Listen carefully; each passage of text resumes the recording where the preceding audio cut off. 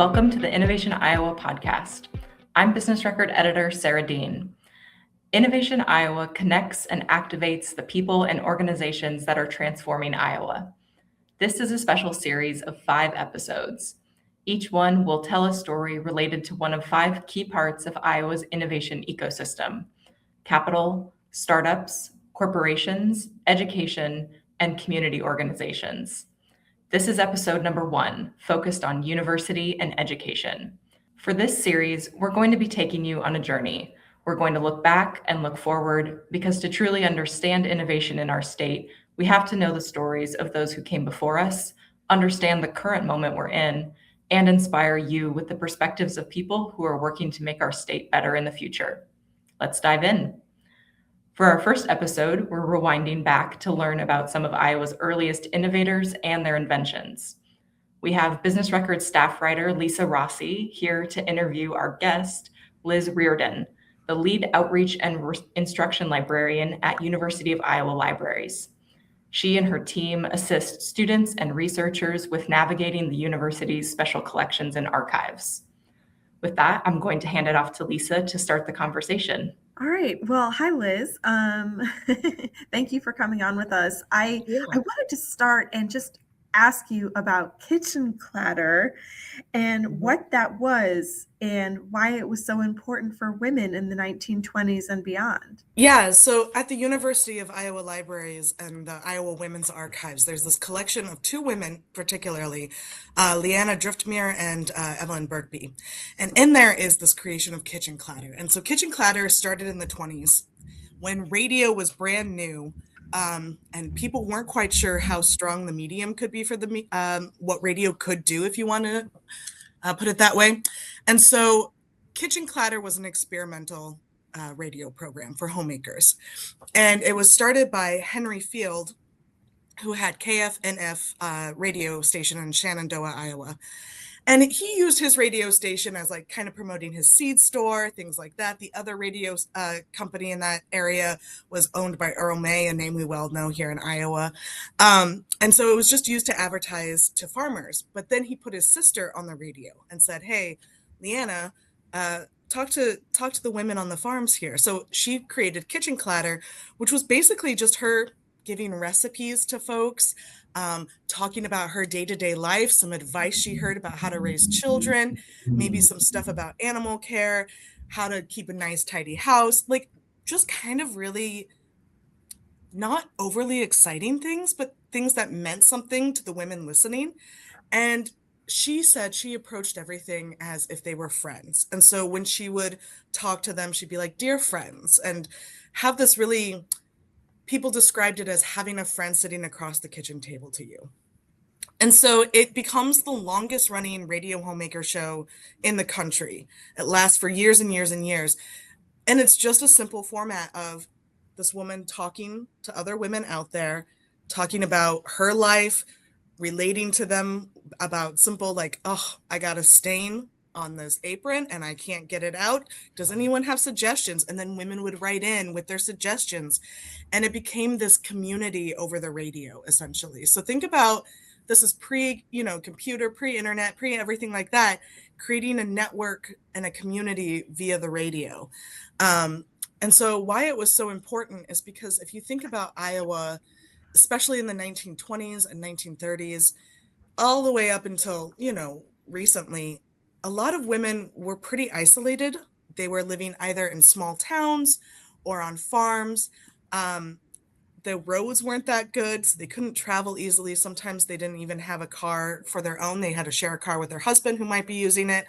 And I think this was a lifeline for a lot of women.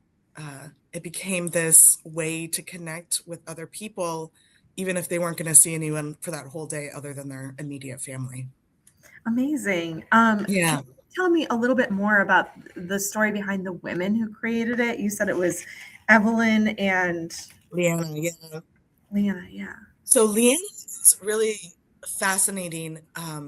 So she comes from this really very prominent Iowa family, actually. So Henry Field is her brother. He has this huge seed and farm company that's pretty dominant in Southwest Iowa. And then her sister Jessie is one of the founders of 4-H. So the family themselves are very integrated into the community, very involved in Iowa life. And so Leanna, she takes over this radio program, Kitchen-Klatter. It starts off as something else before, and then Kitchen-Klatter had a better ring to it. And she does it from the studio, and she brings her kids actually to the studio, and they sit in the corner while she's, talking and giving her recipes and things like that. And then in 1930 or thereabout, she actually breaks her back in a really bad car accident. And a lot of people, I think, at the time would think, well, there goes Kitchen-Klatter. It's done. And she was like, nope, I don't want Kitchen-Klatter to end. This is really important. I think there was something really driving her at this point. And so from her bed at home, she's hosting Kitchen-Klatter, right? And then she gets well enough and she starts hosting it from her kitchen. Now, she is paralyzed for the rest of her life, right? So when she's broadcasting from her kitchen, her daughters are around helping her. They're doing the baking while she's explaining it live, and her setup of setting it and doing it in her actual kitchen, so you can hear the pots and pans clanging as she's cooking or her daughters are helping her, actually becomes the standard for a lot of future radio homemakers. So she sets the standard of like, I am actually bringing you into my home. You are a friend. Come to my table, right? Which I think is amazing. And she goes on to be part of that show even after she retires. She's a guest special, but she's on there for like 50 years, right? Does it for a very long time. Evelyn Birkby then comes and she joins Kitchen-Klatter in the 50s. And she has this really great story. There's a lot of really amazing interviews out there with her. She was a remarkable woman who was already doing an article in the newspaper, the local newspaper, called Up a Country Lane. That was very popular. She did it for 70 years, that news article, and didn't miss one, right? I think she was very devoted to what she did. And she was a farmer's wife living on a rural plot of land. And she talks about how radio homemakers were really influential to her as she was starting out, because she's like, I don't know what I'm doing. I'm a horrible cook. How am I going to support this family? And so she turned to radio homemakers to help her during that time. And then they put a call out for needing more help on Kitchen-Klatter. And her husband actually like kind of nudged her and was like, you should do this. This would be good for you. You being stuck out here all day without anything creative, I think will drive you nuts, basically is what he said. And so she started the Up the Country Lane news article, and then she joined Kitchen-Klatter in like, I believe 50 or 52, and joined the team there. And again, she would just kind of talk about everyday things, but she said her humbleness, like being like, well, I'm not the best baker, so if anyone has a really good sponge cake recipe for this, and she would get hundreds of letters of response, right? Like there's so much fan mail for these radio homemakers, it's ridiculous. I just fills and fills and fills these bags, right, that they're getting. I think at one point there is a stat that Evelyn was getting close to 100 letters a day from people just wanting to talk. And a lot of the letters were like, nothing, they weren't saying anything really remarkable, but they were just talking to a friend. It very much reads like, hey, I'm just a friend and I want to talk to you about this. This all sounds like podcasting and the Yes. personalities behind podcasting, and it's amazing that it was happening in the 20s to the 50s. Like these women were ahead of their time, right? And I also feel like creating these little communities, right? Amongst these women who are sharing their secrets and everything like that. And I just, we talk a lot about the loneliness pandemic that we're experiencing now as a society. And like loneliness pandemics are not a new phenomenon, right? They might take different shapes, but these women were so isolated in their either small towns or on their farms. Like, how do you combat that? And so these women were really seriously taking that and trying to figure out solutions to help these women battle loneliness, battle isolation, right? And so I'm like, well, what can we learn from what they were doing and the approaches that they were making and apply it now Like, how can podcasters be taking this, or maybe content creators, how can they be taking the lessons learned from these women homemakers and apply it now to help people? How can they learn? What lessons can they learn? You just did my job for me. Thank you. That's a great question. Yeah, what can they learn from these women? You know, um, lots of things. This is something I'm going to have to keep pondering for a while. I think there's a lot of research to be done. I think one of the really big things is a sense of empathy and openness and treating everyone like a friend. I think there is something really to be said about the warmth that they approached their shows with. And it didn't need to be fancy. It didn't need to be anything like remarkable that they were talking about. But I think they related to the people that they were speaking to, and they took that really seriously, I think.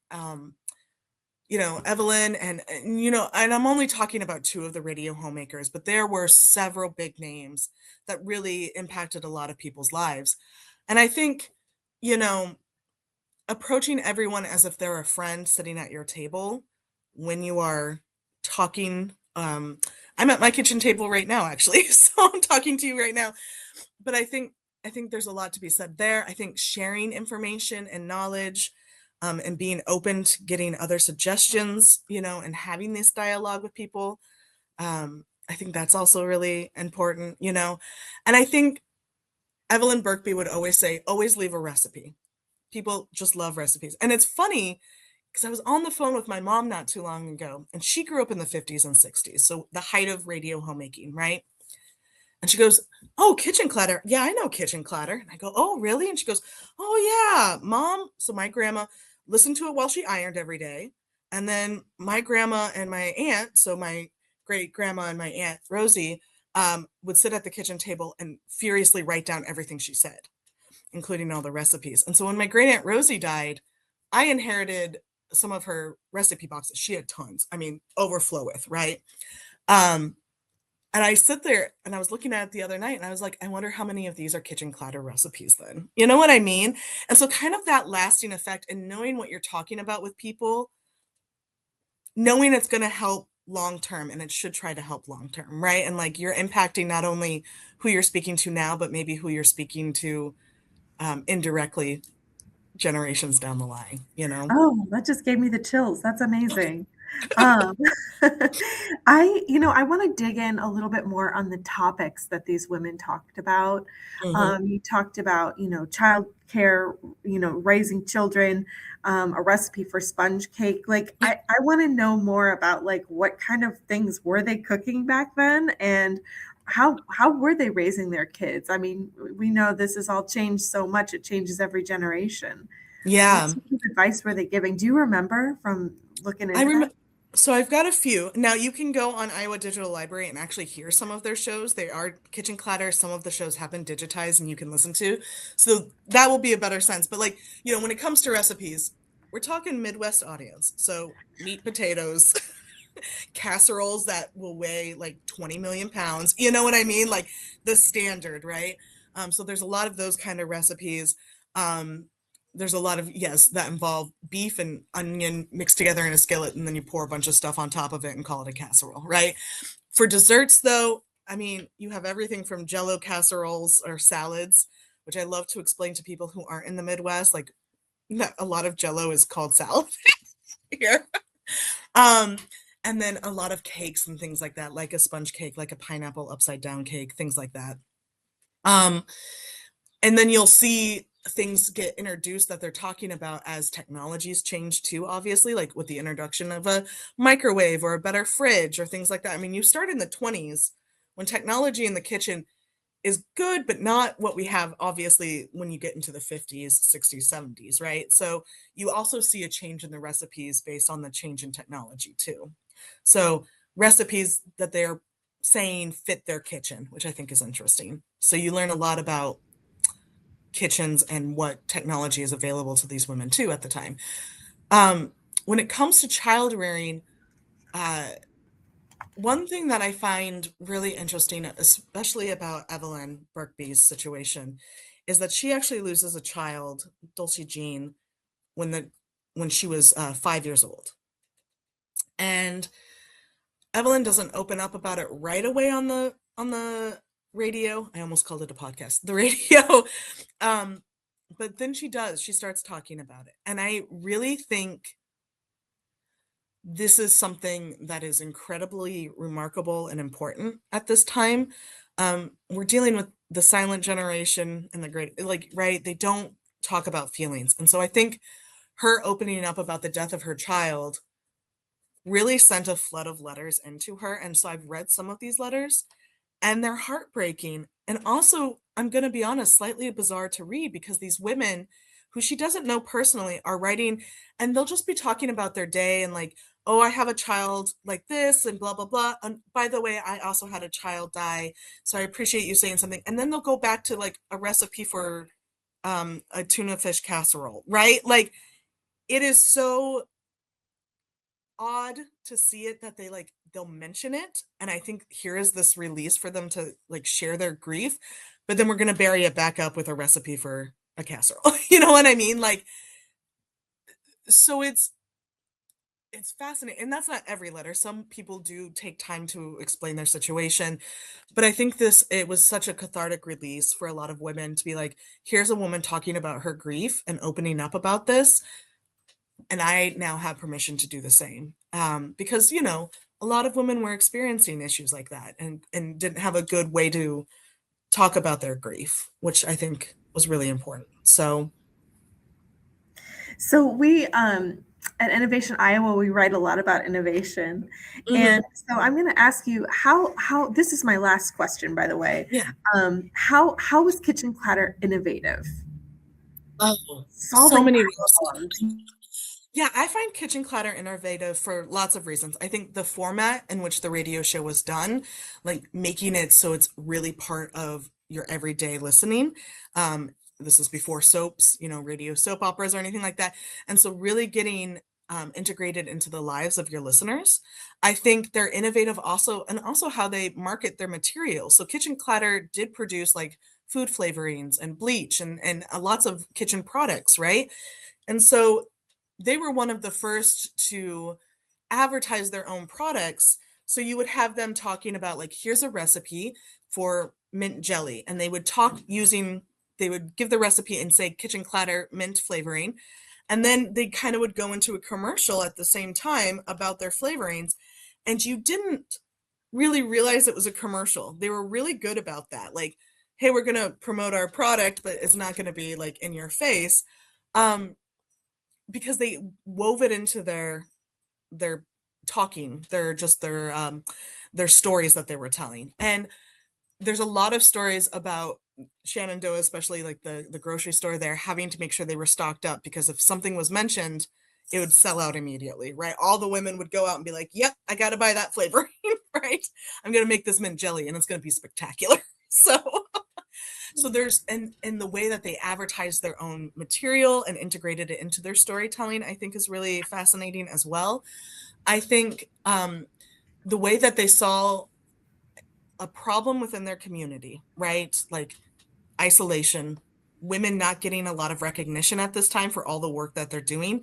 And I think that simple recognition and working off of that and the work that women are doing at this time and you know, excelling that up, I think that's innovative in a lot of ways too. Like, hey, we're going to be talking about this and it's going to mean a lot to you because you understand how much work it is, right? And then other people are starting to see how much work it is and appreciate those women and what they're doing in the home as well. Inspiring. And mint jelly. Wow. Who knew?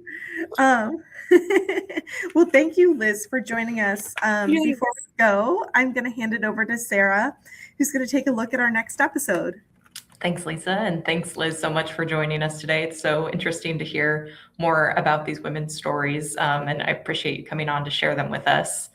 If you'd like to learn more about this topic and read more stories about Iowa innovations, head to our website. In our next episode of the Innovation Iowa podcast, we dive into the story of Imogene, an Iowa town of just 39 people, and how they are fighting to stay alive and try to grow. Thank you again for joining us, and we hope to see you again soon. Thanks.